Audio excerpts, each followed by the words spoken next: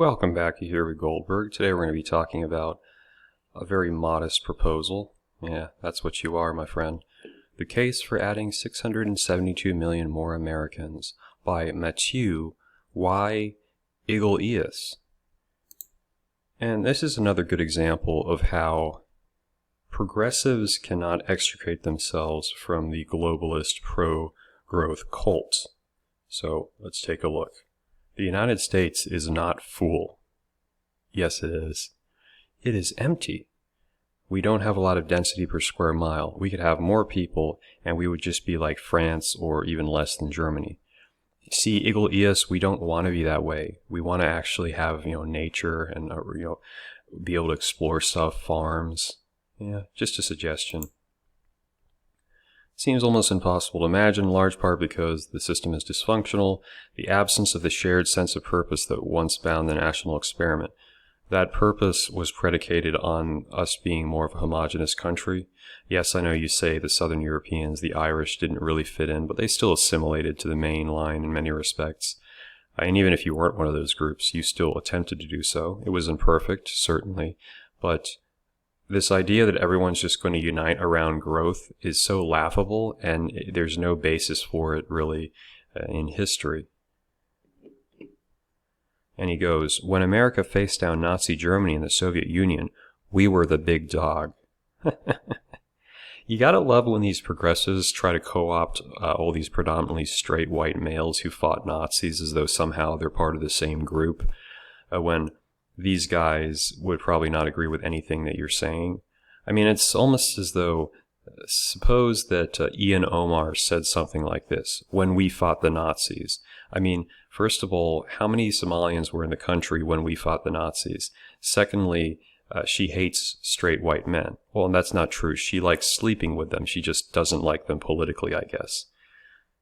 But yeah, we need more people so that we can combat China in growth. That's correct. To stay on top, we probably need to grow the country threefold.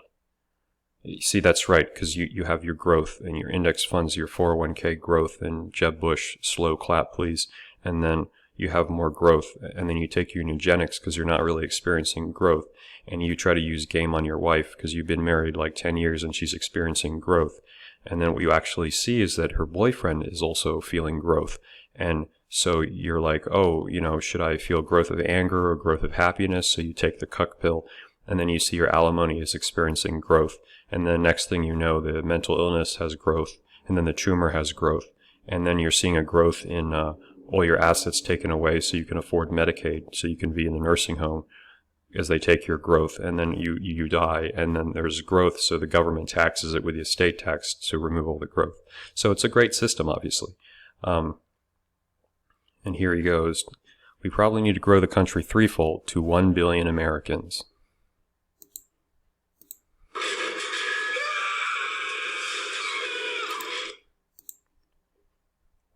Yeah, it's really interesting. But it says, if we triple the size of the country, it's in our power to achieve. It would require more immigrants and more programs to support people who want to have additional children. They want the government to pay them for kids that they're not going to care about or not raise. Of course, we have a lot more people. We need to adjust other things. Housing shortages are common in this country. I remember as a kid, there was a big wooded area behind the neighborhood I lived in, and we loved going out building forts, exploring. I've always been a naturalist. I identified different plants and animals, insects. And then they came in, Toll Brothers, Pulte Group, and it's like, we're going to put up 150 homes with all the white and gray siding. And a window here, window there, and no yard, and astroturfed grass. And if you pay extra, we'll give you the nice little front exterior brick so that you can feel like you're in a real house. And so I moved out to the country, and a couple months after I got here, I heard that they're putting up another 150 houses down the road. Even my own house is going to be targeted because I've got a lot of space. I probably have space for 1 or 2 more houses on my property, and they'll be coming to me, hey, we should make another ugly house here so we can bring more immigrants and refugees. Seriously, one of the best things about humanity is being able to walk around and enjoy nature and breathe clean air. and not have to see people all over the place and not have to hear your neighbors. It's just a suggestion. Providing adequately for America's family, or they say the tools are easily available like immigration, would cost taxpayers nothing. It's a $116 billion burden on the economy and taxpayers each year. But I guess he's for legal immigration, not illegal. So we give everyone amnesty and we open the borders. It would cost less money. Okay, that's correct. Thank you. Just wanted to clarify that real quick.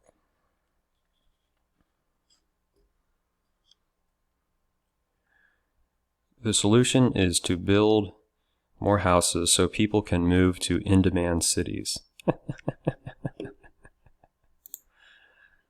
Staggering number of homes just hit the market in Minneapolis. Americans leave large cities for urban areas and rural towns. Now, there's a lot of pushback articles claiming these are right-wing myths, but we all know the cockroaches from California over the last 20 years have been moving to, Arizona, Texas, Nevada, Oregon, Washington, North Carolina, Virginia, Florida. And of course, they keep voting for the same cockroach politicians who raise taxes, refuse to enforce laws, and prevent criminality. I was in a large southern city a couple of years ago, and 2 out of my 3 Uber drivers had fled Chicago, both black guys, because they said they were afraid for their lives, right? That is the consequence of these sorts of political policies, whether you like it or not. The cities are not vibrant. They're not desirable. They're cesspools for people who you want to feel like they're part of something. But of course, they feel like they're part of something, and then you see what the protesters do. They destroy the cities that they're part of. So not really sure the logic there.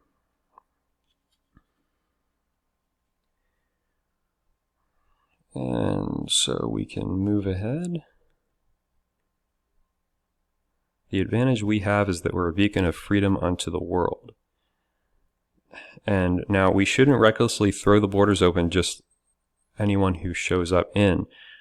Yeah, but see, how are you going to get to 700 million more people just about by what? Limited immigration? No, this is going to be like 30 or 40 million people a year at least. Let's just be real.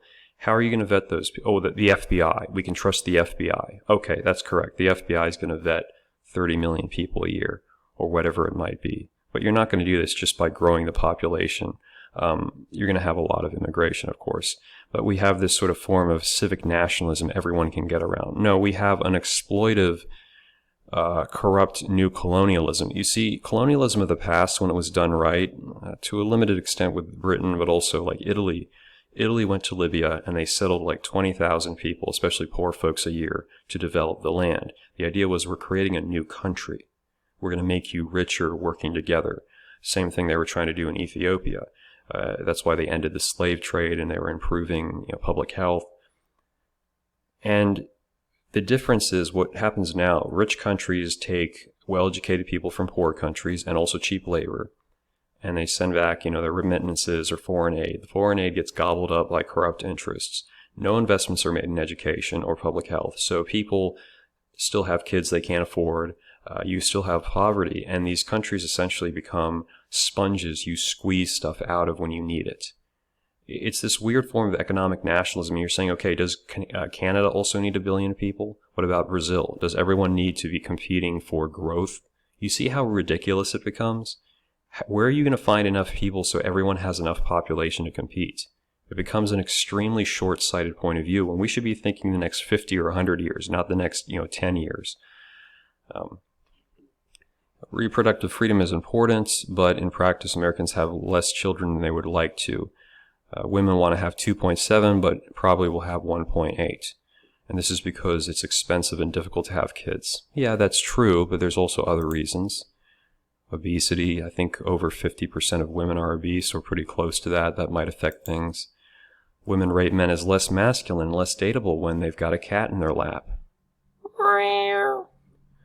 And then, of course, while a lot of them are single, there's not enough men with college degrees because they can't dare date someone who's not educated to have a good job to let them stay at home. A lot of single women who have options because they got Tinder, sure. Don't blame technology. You are so naive, it's pathetic. But there's a lot of reasons why men, and these articles are never written about why women are not dateable because that'd be offensive, but a lot of women are just not worth dating nowadays. And that's why would you marry them if they're not worth dating? Why would you have kids with them?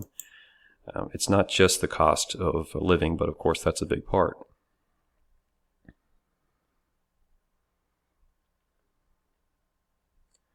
And then he admits there's problems.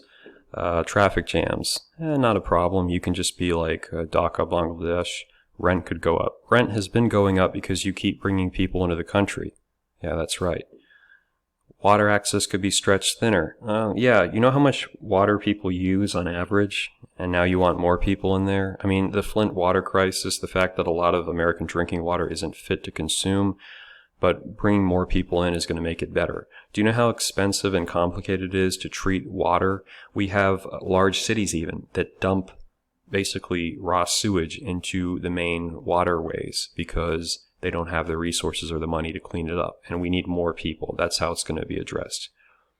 There'd be more pollution. Yeah, progressives are not really environmentalists. They want sustainability, but they want more population. So they're just like essentially the pro-nuclear power Republicans. Let's grow, grow, grow. And then once you grow in your vote, you can have electric car batteries, which are pollutants. You can have solar panels, which are also pollutants. You can have nuclear power, which is better than it used to be, but still, with the way the water is cycled back into the system, it can actually be very damaging because of how hot it is. So there are significant problems, and the solution is let's just grow more, let's expand capacity, let's not consider the fact that we want to breathe clean air. There's an area in West Virginia that Trump was doing a cleanup in, and they said hundreds of people were getting cancer because of the chemicals there. The chemicals that are there because of growth, because of development, because of GDP, okay?